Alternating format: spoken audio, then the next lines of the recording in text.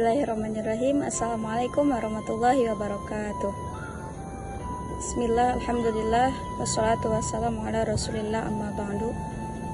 Pertama-tama marilah kita panjatkan puji dan puji syukur kehadirat Allah Subhanahu wa Ta'ala, karena atas berkat rahmat dan hidayahnya, alhamdulillah sampai hari ini kita masih diberikan kesehatan, masih diberikan umur panjang dan segala kenikmatan dalam hidup, dan semoga Allah senantiasa memberkahi di setiap langkah kehidupan kita. Salawat beserta salam semoga tetap tercurah limpahkan kepada junjungan kita, yakni Nabi Muhammad SAW. Baik teman-teman, perkenalkan nama saya Reza Prasasti. Saya mahasiswa semester 6 Prodi Pendidikan Agama Islam di STIT Al-Azami Cianjur. Pada kesempatan kali ini saya akan mempresentasikan salah satu judul dari bidang ilmu fikih, yaitu kali ini saya akan membahas tentang fikih ibadah berjudul sholat. Yang terhormat Bapak Dian Syah Permana MPDI selaku dosen pengampu pada mata kuliah Masail Fikih, perkenankan saya untuk mempresentasikan atau menjelaskan terkait tentang sholat. Baik teman-teman, sholat ini adalah kewajiban kita bagi khususnya seorang muslim. Mari kita bahas apa itu sholat. Nah, sebelumnya, sholat tidaklah bermanfaat kecuali jika sholat tersebut membuat seseorang menjadi taat. Hadis riwayat Imam Ahmad. Teman-teman yang dirahmati Allah, sholat ini sebagaimana kita ketahui bahwa sholat dapat mencegah dari keji dan mungkar gitu ya. Jadi dengan sholat maka akan membuat seseorang menjadi taat kepada Allah. Nah, apa itu sholat?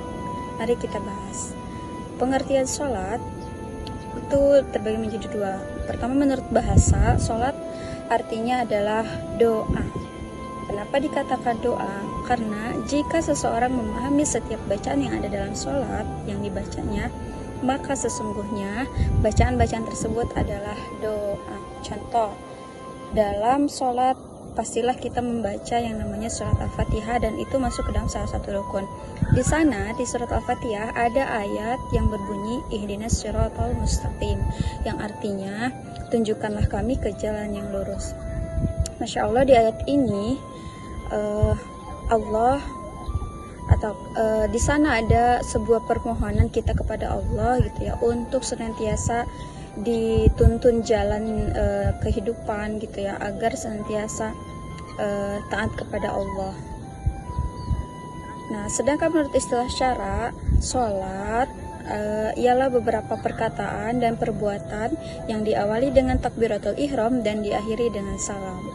Nah, ini diawali dengan takbiratul ihram, diakhiri dengan salam, itu akan dibahas di dalam rukun. Selanjutnya adalah rukun sholat. Sebagaimana yang sudah sering kita dengar, sudah kita ketahui bahwa rukun sholat ini ada beberapa pendapat, ada yang mengatakan 11, ada yang mengatakan 13 maupun 17.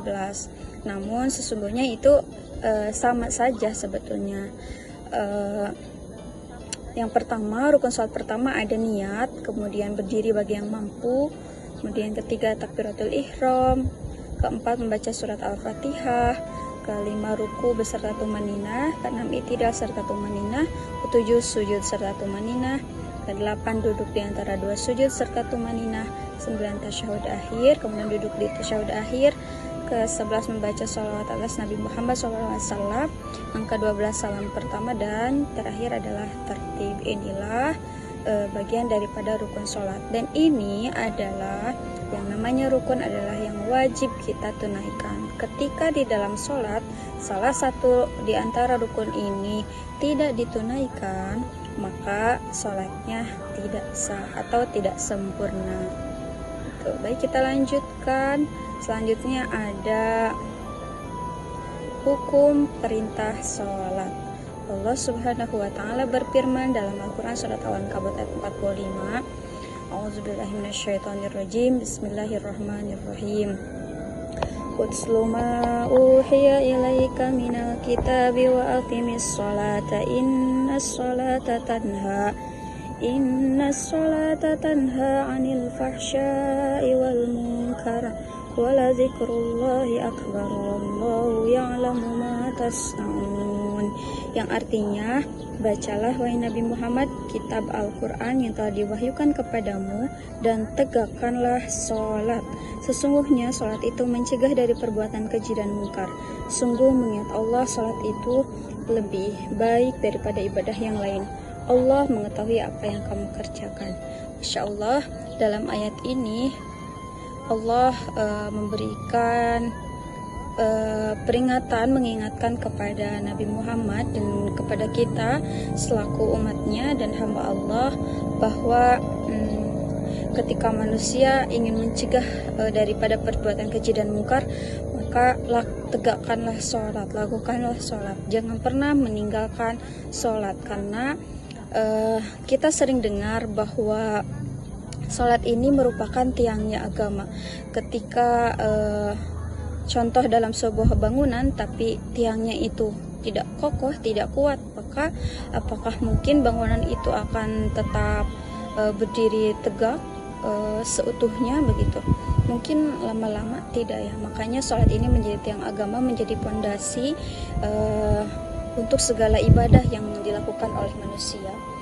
Jadi ketika seseorang melakukan sholat, maka ia akan senantiasa taat kepada Allah dan selalu menjauhi perbuatan yang dilarang oleh Allah. Nah, kita lanjutkan. Selanjutnya ada pembagian sholat. Ada beberapa bagian. Pertama kita lihat dari segi hukum. Ada pertama sholat fardu. Sebagaimana kita ketahui yang namanya sholat fardu sering juga disebut dengan sholat wajib, di mana sholat fardu ini terdiri dari 5 waktu, mulai dari subuh, zuhur, asar, maghrib, isya. Semuanya berjumlah 17 rakaat. Dan barang siapa yang meninggalkan sholat wajib ini atau sholat fardu, maka dosa baginya. Kemudian ada sholat sunnah. Sholat sunnah ini banyak ya.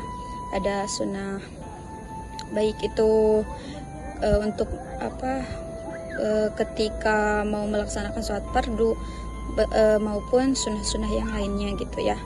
Ada sunnah qabla ba'da, kemudian sunnah duha, sunnah tahajud, witir dan lain sebagainya. Nah, sunnah ini adalah ketika dikerjakan tentulah pahala baginya, dan sunnah ini adalah penyempurna daripada sholat fardu gitu. Ketika seseorang melaksanakan sholat qabla ba'da semisalnya, maka itu adalah penyempurna daripada sholat fardu. Ibarat sebuah makanan gitu ya.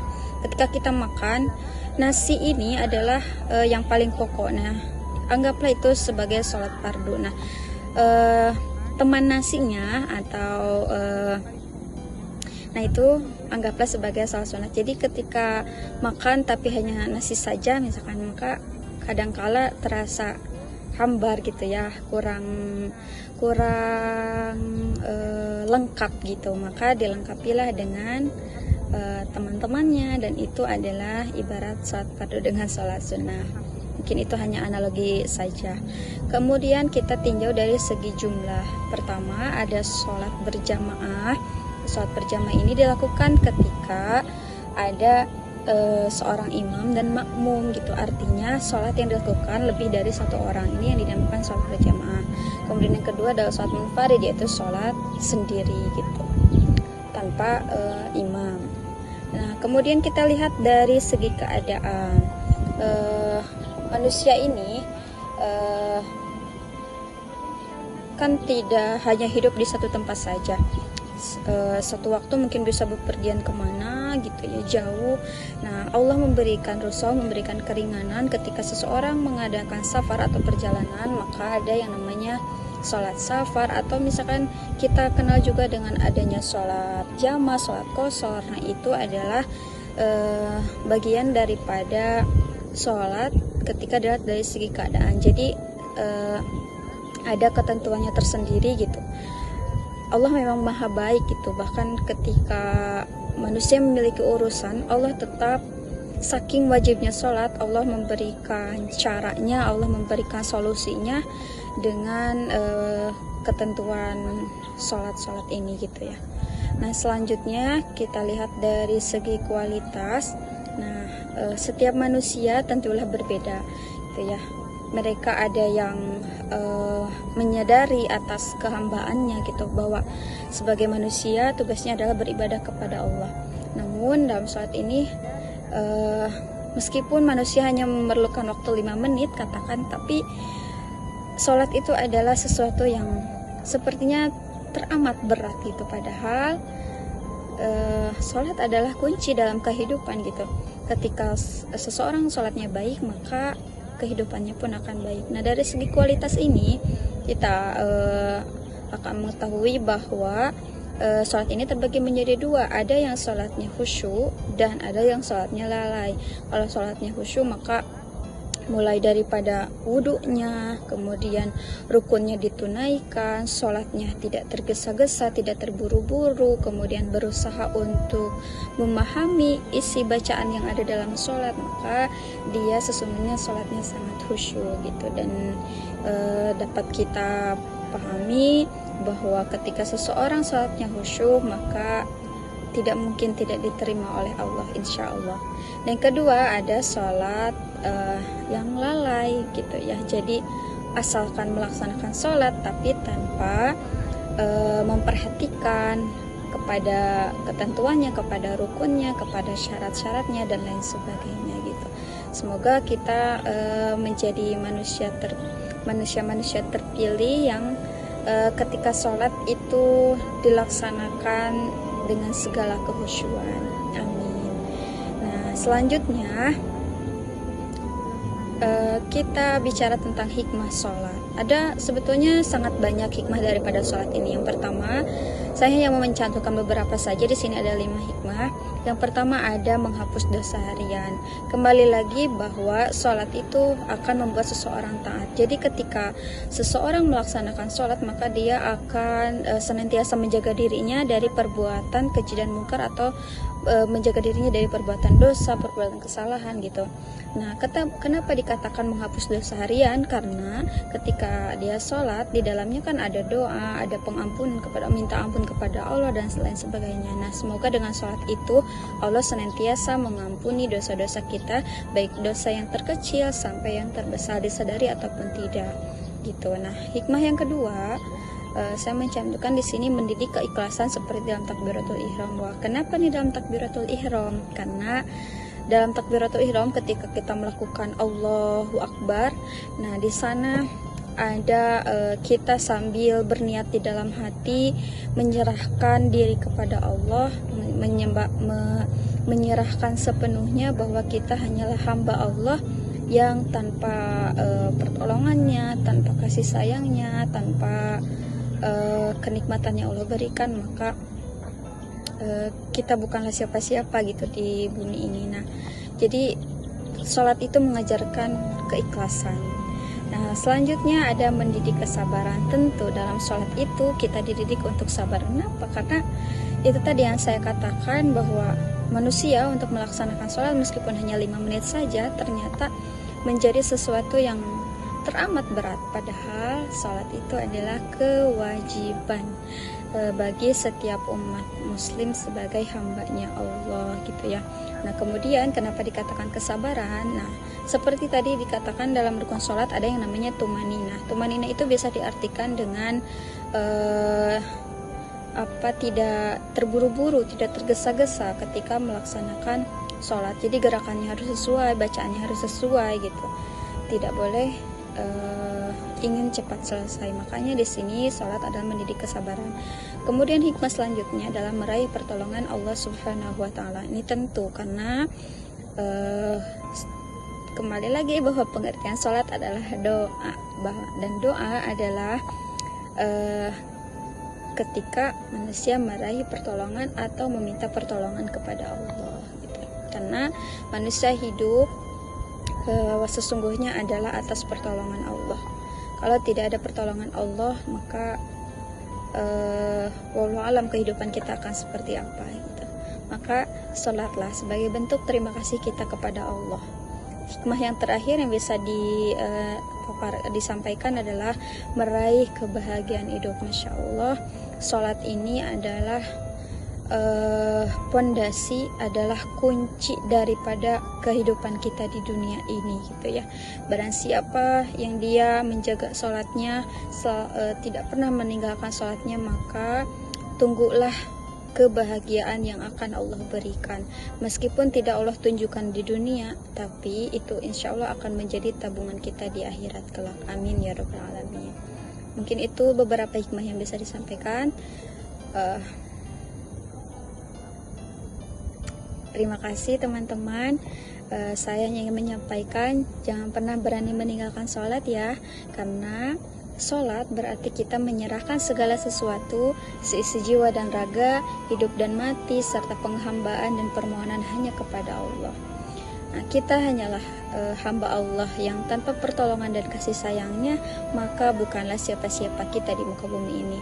Dan sholat adalah tugas dan kewajiban paling utama bagi setiap manusia sebagai bentuk penghambaan kepada Allah Subhanahu wa Ta'ala.